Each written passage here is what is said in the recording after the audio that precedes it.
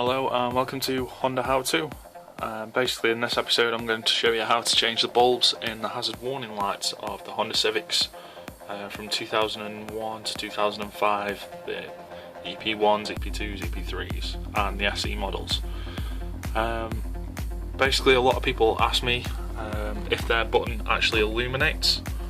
Now the main part of the button, which is the actual little triangle, that is the only bit that illuminates.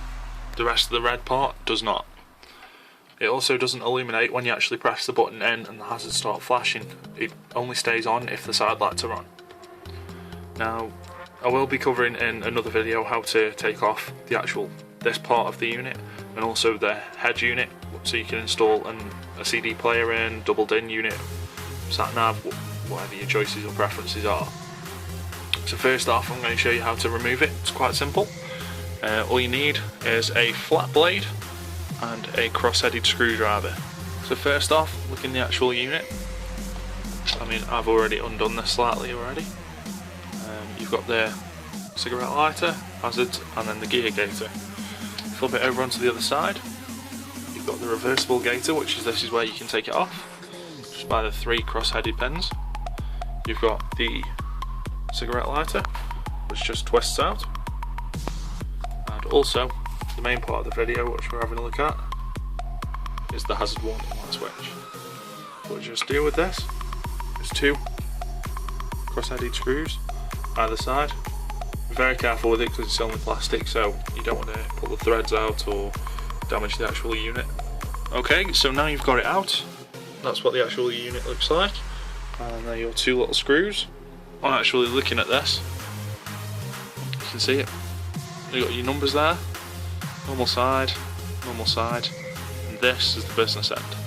That is what Honda use for their bulbs. So they use the same sort of bulbs in the dash, behind the dials, and any of the little air conditioning units, the rear defrost screen, and also the recirculate button. I personally use a flat blade because it works out a little easier. And just turn it.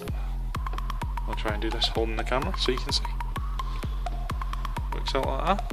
It doesn't take much, it's quite loose, and that's out. Literally all you do then is you can tip it and it falls out. Luckily I had a spare hazard from when I swapped it, so I swapped the old bulb over onto the new one, and that one works fine now. I've just tried it in the car. Literally you're left with that, and that's there. Now go to any of your local Honda parts dealers. Now this is more so main dealer than actual parts suppliers. Some parts suppliers may carry it, but it's doubtful. They cost about, I think it's about 60-70 pence. Reinstalling it,